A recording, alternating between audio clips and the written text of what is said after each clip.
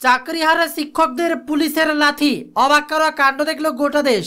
যোগ্যের ব্যবধানে চাকরি হারিয়েছে অনেক সৎ স্কুল শিক্ষক, আর সেই চাকরিহারা শিক্ষকদের পুলিশের লাথি। কসবায় ধুন্ধুমার কাণ্ডের পরে রিপোর্ট তলব নবান্ন। চাকরিহারাদের বিক্ষোভ, পুলিশের সঙ্গে ধস্তাধস্তি, পাল্টা শিক্ষকদের উপর বেদম লাঠিচার্জ পুলিশের। বিক্ষোভকারী শিক্ষক ও পুলিশ কর্মী উভয়ে আহত হন। নিরীহ শিক্ষকদের পুলিশের মারধর করেছে বলে অভিযোগ, এমনকি লাথি মারা হয়েছে শিক্ষকদের। বাংলাদেশকে মোক্ষম শিক্ষা দিল ভারত, বন্ধ হতে পারে 3 দেশের সঙ্গে বাণিজ্য, মাথায় হাত ইউনুসের। আবারও মোক্ষম চাল দিল ভারত সরকার। শিক্ষক শিক্ষিকাদের ধৈর্য রাখা উচিত, চলতি সপ্তাহে চাকরিহারাদের সঙ্গে বৈঠক শিক্ষামন্ত্রী। বিরাট বড় বার্তা তার। একদিকে 26,000 চাকরি বাতিল, অপরদিকে ওয়াকফ বিল আইনে পরিণত।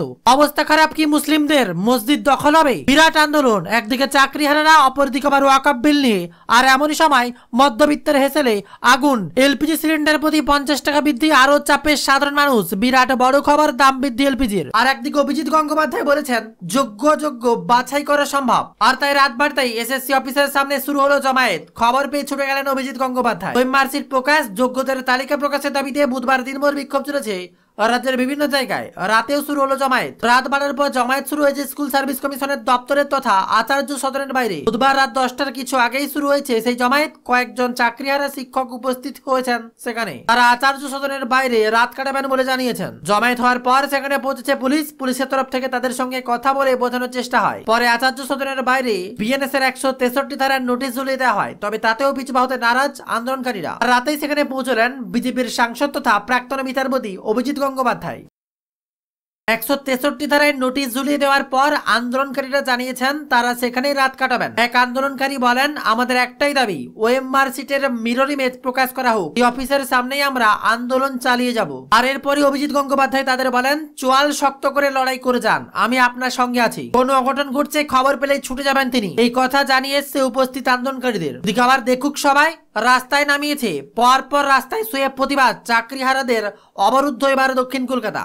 তবে কসবায় যে ঘটনা ঘটেছে তা শোচনীয়। চাকরিহারা শিক্ষকদের উপর লাথি মারা হয়েছে পুলিশের তরফ থেকে। ঘটনার ভিডিও ভাইরাল, লাঠি চার্জ চলছেই, তার সাথে এবার লাথি মারা হলো। আর এত কিছুর পরেও বিরাট বড় বার্তা বাংলার মুখ্যমন্ত্রী মমতা বন্দ্যোপাধ্যায়ের। তিনি বলেন, আপনাদেরকে কে স্কুল থেকে বের করেছে?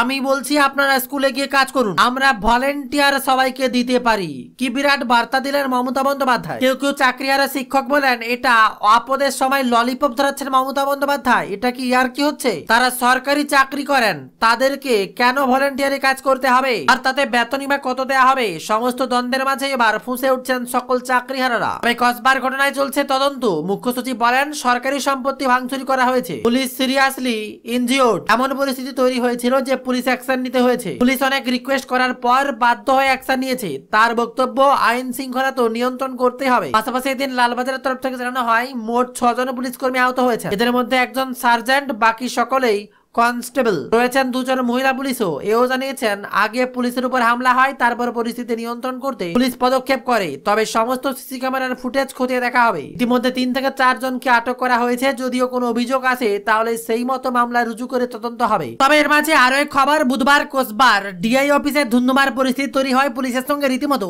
ধস্তাধস্তি হয়। পুলিশ কমিশনার মনোজ ভার্মার দাবি, মৃদু লাঠিচার্জ করা হয়েছে। পুরো ঘটনা নিয়ে কলকাতা পুলিশের এক্স এর মাধ্যমে একটা পোস্ট করা হয়েছে। আর এক্স হ্যান্ডেলে ভিডিও ফুটেজ প্রকাশ করা হয়েছে। এক পুলিশ কর্মীকে ভিড়ের মধ্যে দেখা যাচ্ছে, আর তারপর বাইরে বিক্ষোভের ফুটেজ। এই ভিডিও ফেক বলে দাবি করছেন এবার চাকরিহারারা। যোগ্য শিক্ষক শিক্ষিকা অধিকার মঞ্চ তরফ থেকে এদিন এক প্রতিনিধি বলেন, ওটা আজকের কোনো ফুটেজ নয়, অন্য কোনো দিনের ফুটেজ এডিট করে বসিয়ে দেওয়া হয়েছে। ফেক ফুটেজ দেখা যাচ্ছে। প্রথমের অংশটি কাট করে সেকেন্ডে বদল করে অন্য ফুটেজ দেওয়া হয়েছে। বিক্ষোভকারীদের দাবি, একদিকে পুলিশ লাঠি দিয়ে মেরেছে, অন্যদিকে এই ঘটনা ব্যাখ্যা দেওয়ার জন্য মিথ্যে আশ্রয় নিয়েছে। আর এর সাথে আবহাওয়ার বিরাট বড় খেলা। সুস্পষ্ট নিম্নচাপ গভীর। রাত পোয়ালে দুর্যোগের ভুকুটি বাংলার মাথায় বৃষ্টি করে কোন কোন জেলায়? বৃহস্পতিবার 9 জেলায় বৃষ্টির সতর্কবার্তা জারি করা হয়েছে। শুক্রবার ঝড় বৃষ্টির সতর্কতা দক্ষিণবঙ্গের 6 জেলাতে। শুক্রবার থেকে আবার উপরের দিকের 5 জেলায় বৃষ্টি বেশি হওয়ার সম্ভাবনা রয়েছে। বজ্রবিদ্যুৎ সহ হালকা থেকে মাঝারি বৃষ্টির সম্ভাবনা রয়েছে উত্তরবঙ্গের বিভিন্ন জেলায়। বৃহস্পতিবার থেকেই সেই জেলাতে ঝড় বৃষ্টি, তবে কোথায় কম কোথাও বেশি। পশ্চিমের কিছু জেলায় বিক্ষিপ্তভাবে শিলাবৃষ্টির সঙ্গে বজ্রপাতের আশঙ্কা রয়েছে। অবশ্যই মমতার বিরাট বড় খবর, এসএসসি তে যোগ্য কারা অযোগ্য কারা কতজন কিভাবে খুঁজে বের করবেন চাকরিহারাদের জানিয়ে দিলেন মমতা বন্দ্যোপাধ্যায়। মুখ্যমন্ত্রীর পরামর্শ, আমি ভলেন্টিয়ারের কথা বলছি কোর্টের কথা মাথায় রেখে। কোর্টে আমাকে বলতেই পারে আমি বাতিল করলাম, তুমি কেন যেতে বলেছো, কিন্তু ভলেন্টিয়ারি সার্ভিস সবাই দিতে পারেন, সরকার তো আপনাদের তাড়িয়ে দেয়নি, বুদ্ধি খরচ করুন। আর এদিকে আবার ভলেন্টিয়ার নিয়োগ করবেন মমতা, 26,000 চাকরি বাতিল, আর কি হচ্ছে? ভলেন্টিয়ারের বেতনে তাদের সংসার চলবে কি করে? বিরাট বড় উত্তাল। আরও ভাবতে পারেনি মমতা বন্দ্যোপাধ্যায় তাদের মিটিং এ ডেকে এবার ভলেন্টিয়ার নিয়োগ করতে বলবে। পরিষ্কার বলছি, কোনো রাগঢাক নেই, সুপ্রিম কোর্টের আইন অনুযায়ী করব। কিভাবে করব? যখন কেউ পথ দেখায় পথের মধ্যেই পথ খুঁজে নেয়। পথে চলতে গেলে গর্ত আসতে পারে, পথে চলতে গেলে কিছু রাস্তা ভাঙা থাকতে পারে, বাট ভাঙা রাস্তা পেরিয়েই মানুষকে এগিয়ে যেতে হয় সফল রাস্তায়। এবং তাই মনে রাখবেন, আমাদের plan A ready, B ready, C ready, D ready and E ready. মনে রাখবেন, এই যোগ্য টিচারদের চাকরি যাতে কোনোভাবে না যায়। যদি বলে তোমাকে 2 মাসে প্রসেস করতে হবে, আপনাদের তো কেউ চাকরি টার্মিনেট করেনি এখনো পর্যন্ত, করেছে কি? কোনো নোটিশ পেয়েছেন? আপনার বিরুদ্ধে দুর্নীতি না যদি প্রমাণ করতে পারে তো কি আপনাকে কেউ যেতে বারণ করেছে? যান না, আপনি আপনার কাজ করুন না। আপনার কাজ কে বারণ করেছে? আপনারা বাচ্চাদের শিক্ষা দেবেন না, আপনারা বাচ্চাদের পড়াবেন না, আপনারা স্কুলগুলোতে ক্লাস করবেন না। হ্যাঁ, তখন যদি সুপ্রিম ভলেন্টারিলি সার্ভিস কিন্তু সবাই দিতে পারে, সেখানে কিন্তু আটকাবার কোনো জায়গা নেই কারো। সেখানে কি করে আপনাদের চলবে? ধরুন ধরে নিলাম ওরা করলো না, বলল না হবে না, তখন আমি কি করব? তখন আমি এডুকেশন ডিপার্টমেন্টকে রিকোয়েস্ট করতে পারি। কি রিকোয়েস্ট? এটা আমরা লিগাল আলোচনা করেই বলছি যে 2 মাস বলেছে তো 3 মাসের মধ্যে প্রসেস কমপ্লিট করতে হবে। যারা চাকরি করছেন, দাঁড়া, আরে ভাই আমি মাইনাসটা তো বলে রাখবো। ধরুন যদি না করে সুপ্রিম কোর্ট, তাহলেও মনে রাখবেন অল্টারনেটিভ যা করার আমরা করব।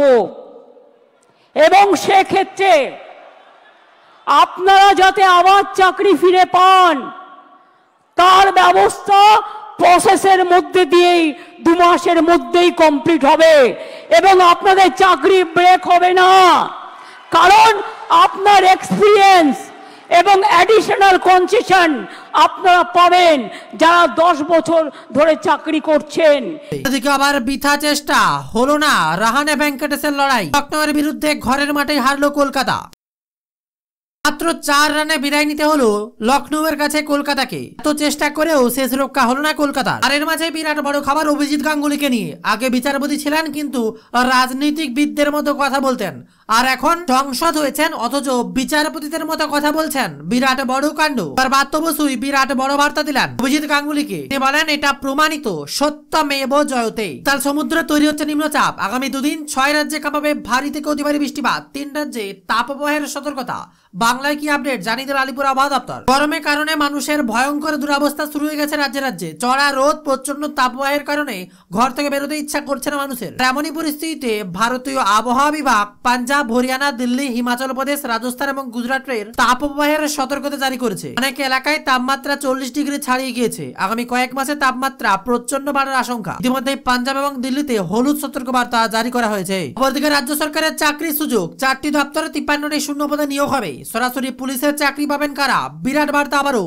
আর এর মাঝে বিরাট বড় খবর। সোমবার রাজ্যে মন্ত্রিসভার বৈঠকে একাধিক গুরুত্বপূর্ণ সিদ্ধান্ত গৃহীত হয়েছে। 4টি দপ্তরে নতুন করে শূন্যপদ সৃষ্টি এবং পদকজয়ী ক্রিকেটারবিদদের জন্য পুলিশের সরাসরি সরাসরি নিয়োগের নিয়মাবলী সম্মতি জানানো হয়েছে। এবার সূত্রের খবর, নগর উন্নয়ন দপ্তর, খাদ্য সরবরাহ দপ্তর, ক্ষুদ্র ছোট মাঝারি উদ্যোগ এবং বস্ত্রশিল্প বিতরণ, এই 4টিতে গুরুত্বপূর্ণ বিভাগে মোট 53টি শূন্য পদে চাকরি। এই পদগুলির মধ্যে বেশিরভাগই আপাতত চুক্তিভিত্তিক নিয়োগ করা হবে। নবান্ন সূত্রে খবর, মন্ত্রিসভার অনুমোদনের পরই খুব শীঘ্রই নিয়োগের প্রক্রিয়া শুরু হতে চলেছে। আর এবার টালমাটাল কেন্দ্র, অযোগ্যদের সারিতে রাখা অবিচার, অপরাধীদের শাস্তিতে যোগ্যদের জন্য রাষ্ট্রপতিকে কড়া চিঠি বা রাহুলের। এই মুহূর্তে বিরাট বড় খবর, আদালতের রায়ের কথা উল্লেখ করে চিঠিতে রাহুল গান্ধী লেখেন, শিক্ষক নিয়োগে গুরুতর অনিয়ম পেয়ে পুরো প্যানেল বাতিল করেছিল কলকাতা হাইকোর্ট। গত 3 এপ্রিল সুপ্রিম কোর্টের সেই রায় বহাল রেখেছে। আর সেই রায়ের পর শিক্ষক এবং শিক্ষাকর্মীদের প্রতিকারের আর কোনো আশা প্রায় দেখছেন না। আর যোগ্য চাকরিহারাদের পক্ষে সওয়াল করে রাষ্ট্রপতি দ্রৌপদী মুর্মুকে চিঠি লিখছেন লোকসভার বিরোধী দলনেতা রাহুল গান্ধী। যোগ্যদের চাকরি হারানোর বিষয়ে হস্তক্ষেপ করতে রাষ্ট্রপতিকে অনুরোধ করছেন তিনি। নিয়ে পদক্ষেপ করার জন্য সরকারকে অনুরোধ করতেও রাষ্ট্রপতিকে আবেদন করেন লোকসভার বিরোধী দলনেতা। দুর্নীতিতে যুক্তদের বিচারের কাঠগড়ায় আনার কথা বলছেন রাহুল। যোগ্য অযোগ্য চাকরি প্রাপকদের পৃথক করা যায়নি, সেজন্য এসএসসি 2016 পুরো প্যানেল বাতিল করেছে। চাকরি হারিয়েছে প্রায় 26,000 শিক্ষক ও শিক্ষাকর্মী। সুপ্রিম কোর্টের রায়ের পর প্রদেশ কংগ্রেস সভাপতি শুভঙ্কর সরকারের সঙ্গে দিল্লি যান চাকরি হারার 5 শিক্ষক। দেখা করেছিলেন রাহুল গান্ধীর সঙ্গে, লোকসভার বিরোধী দলনেতার সঙ্গে মিনিট 12 কথা বলেছিলেন চাকরিহারা। তখনই রাষ্ট্রপতি দ্রৌপদী মুর্মুকে চিঠি লেখার জন্য রাহুলকে তার আবেদন জানিয়েছিলেন। রাষ্ট্রপতি যাতে তাদের সঙ্গে দেখা করার জন্য সময় দেন, সেই আবেদন জানাতেও রাহুলকে অনুরোধ করেছিলেন তারা। এই সময় রাহুল জানিয়েছিলেন তিনি রাষ্ট্রপতিকে চিঠি লিখবেন, কিন্তু রাষ্ট্রপতি চাকরিহারাদের সঙ্গে দেখা করবেন কিনা তা কিন্তু একান্ত নিজস্ব সিদ্ধান্ত।